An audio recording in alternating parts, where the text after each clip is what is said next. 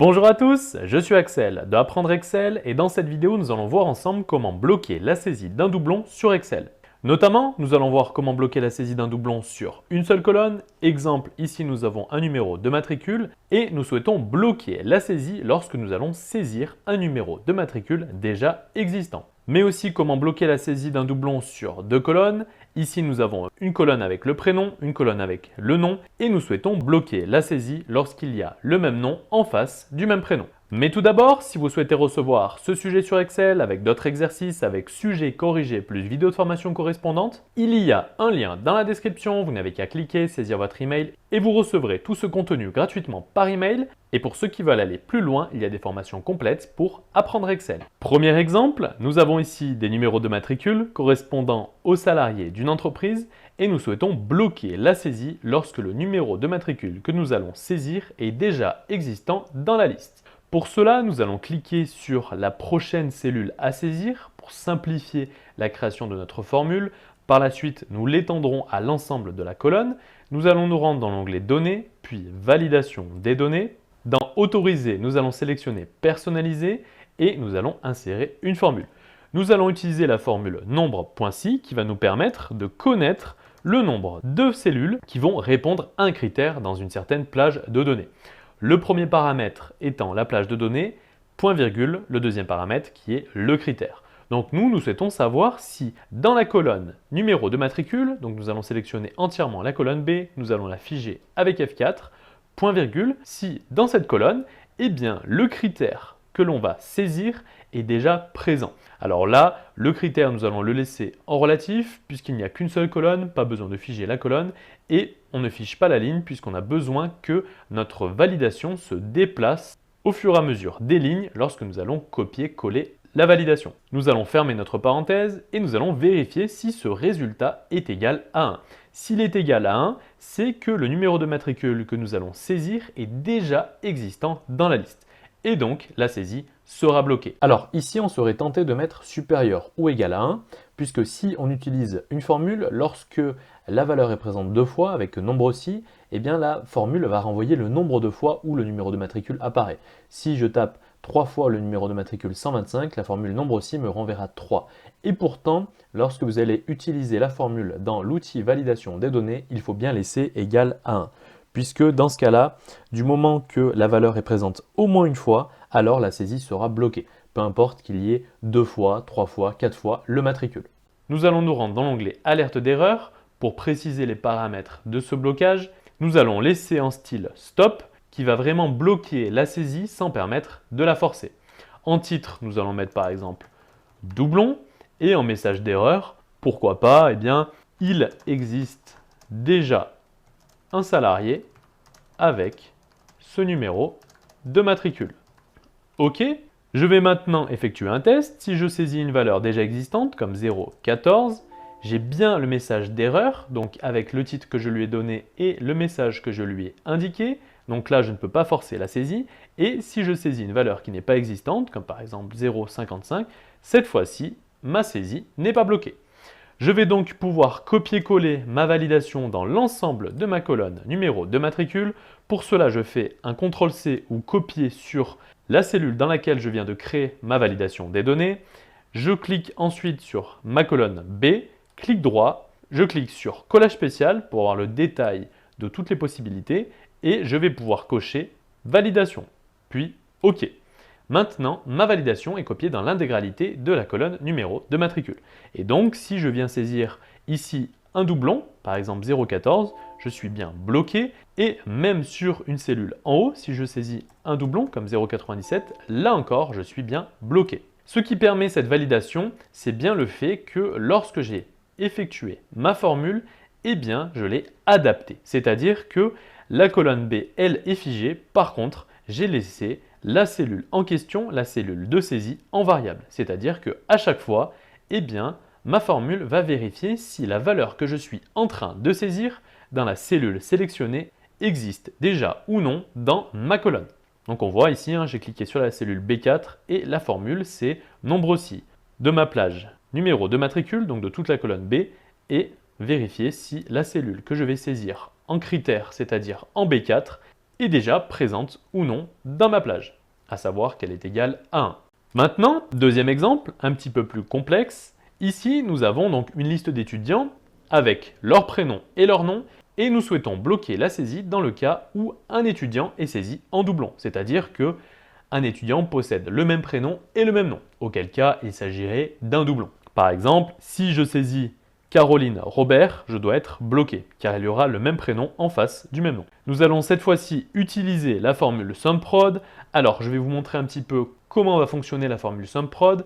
Par exemple, ici, si je rajoute une colonne, que je l'appelle doublon par exemple, ici je vais utiliser ma formule SUMPROD, comme ça nous allons voir un petit peu sa syntaxe. Alors ici nous allons utiliser une matrice. Nous avons donc besoin nous d'une matrice double, à savoir que nous souhaitons comparer le prénom et le nom, à savoir identifier sur chaque ligne prénom et nom s'ils sont déjà existants ou non. S'il y a déjà le même prénom avec le même nom sur une ligne existante. Pour cela, nous allons donc utiliser la formule SUMPROD. Première matrice, elle va concerner la colonne des prénoms. Nous allons la figer avec F4. Dans cette colonne, eh bien ici, nous allons vérifier si le prénom situé donc en B3 est existant. Nous allons mettre une petite étoile puisque cette matrice, nous allons la combiner avec la matrice des noms que nous allons figer avec F4. Eh bien, le nom situé en face du prénom situé en B3, donc le nom situé en C3. Nous laissons le paramètre B3 et C3 en relatif, puisque ceux-ci vont devoir s'adapter en fonction de la ligne. Nous allons fermer nos deux parenthèses et nous allons appuyer sur Entrée. Donc ici, on voit que le résultat 1 apparaît, tout simplement, car le prénom Pierre, avec en face le nom grand, pour l'instant, dans ma matrice des prénoms et des noms, n'apparaît qu'une seule fois. Nous allons donc maintenant étirer notre formule, et nous nous apercevons que, pour l'instant, il n'y a que des 1, tout simplement car à chaque fois, les étudiants sont uniques. Il n'y a qu'un seul Jean Briand, il n'y a qu'une seule Caroline Robert, par exemple, dans ma liste d'étudiants.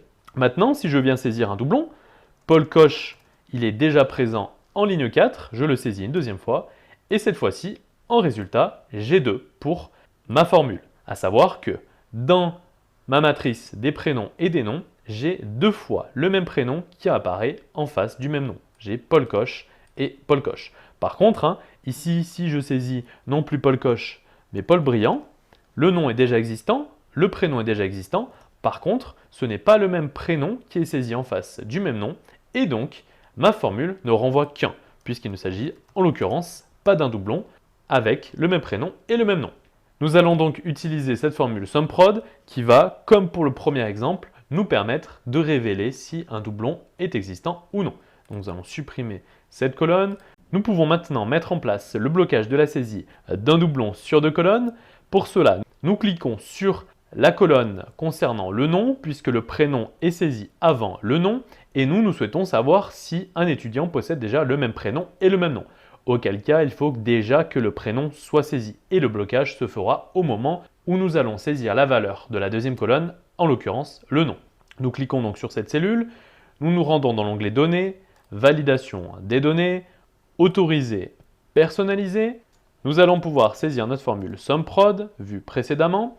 Nous pouvons insérer nos deux matrices, donc notre matrice concernant la colonne des prénoms que nous figeons avec F4. On vérifie si le prénom situé sur la ligne de saisie est déjà existant ou non. On laisse la cellule en référence relative pour que ma validation puisse être par la suite copiée sur l'ensemble de ma liste. Donc OK pour la première matrice. Nous la comparons à la deuxième matrice, à savoir celle des noms, donc située dans la colonne C que nous figeons avec F4. On vérifie si le nom que nous allons saisir en face du prénom situé en B7, donc sur la même ligne que le prénom en B7, on le compare au nom saisi en C7, et nous, on souhaite donc vérifier si ce nom avec ce même prénom est déjà existant ou non dans notre matrice avec le prénom et le nom. On ferme notre formule SUMPROD et on vérifie donc si ce résultat est égal à 1. Alors ici, c'est le même cas que vu précédemment. Même pour la formule SUMPROD, il faut bien laisser en bout de formule égal à 1 et non supérieur ou égal à 1, car cela renverrait une erreur, bien que lorsqu'on utilise la formule, comme on l'a vu juste avant avec Paul Coche. Lorsque l'on avait saisi 2 fois Paul Coche, la formule SUMPROD sur la colonne de droite renvoyait 2, mais c'est différent lorsque vous l'utilisez en tant que formule et lorsque vous l'utilisez en tant que validation des données. À partir du moment où la formule retrouve un doublon, eh bien cela va entraîner le blocage de la saisie. Donc il faut bien laisser égal à 1. Si vous avez 2 valeurs les mêmes, 3 valeurs les mêmes, 4 valeurs les mêmes, peu importe, eh bien votre saisie sera bloquée. Donc vous pouvez très bien changer le style avec un style avertissement, information pour vous informer dans le cas où il y a un nouvel étudiant avec le même prénom et le même nom, puisque cela peut arriver. Et lorsque vous allez autoriser cette saisie, même si ensuite vous ressaisissez une 3e fois la même valeur, vous serez à nouveau bloqué. Et ceci en laissant égal à 1 en bout de formule, même si c'est un petit peu contre-intuitif. Au moment où vous allez saisir votre nom, par exemple si je saisis Paul Coche, Excel va détecter qu'il y a dans ma matrice de ma colonne prénom et de ma colonne nom, le même prénom, Paul, qui apparaît en face du même nom, Coche. Et donc que dans ma matrice, B7 et C7 sont déjà présents une fois. Et donc ma saisie sera bloquée. Donc il faut bien mettre égal à 1. En alerte d'erreur, je laisse bien un style stop. En titre, je mets là encore doublon. En message d'erreur, je peux mettre il existe déjà un étudiant avec le même prénom et le même nom. OK, je peux effectuer un test. Si je mets Paul Coche, par exemple, qui est un doublon, puisqu'il existe déjà, je suis bloqué avec le titre doublon et le message que je lui ai renseigné. Et maintenant, si je saisis Paul, donc prénom déjà existant avec un autre nom de famille, Grand, qui est déjà existant, mais qui n'est pas situé sur la même ligne, cette fois-ci, je ne suis pas bloqué. Alors ici, on part du principe que le nom est saisi dans un deuxième temps. C'est pour ça que j'ai bloqué la saisie sur le nom, puisque a priori, vous allez saisir d'abord le prénom et ensuite le nom. Si par exemple, je saisis Caroline Coche, c'est OK. Le prénom est déjà existant, mais n'est pas situé en face du même nom. Par contre, si je saisis Caroline Robert, là, je suis bel et bien bloqué, puisqu'il s'agit d'un même prénom et d'un même nom sur la même ligne. Donc voilà pour cette vidéo sur comment bloquer la saisie d'un doublon sur Excel. Je me répète, si vous souhaitez recevoir ce sujet sur Excel avec d'autres exercices, avec sujets corrigés plus vidéos de formation correspondantes, il y a un lien dans la description. Vous n'avez qu'à cliquer, saisir votre email et vous recevrez tout ce contenu gratuitement par email. J'espère en tout cas que cette vidéo vous aura été utile et quant à nous, on se dit à la prochaine.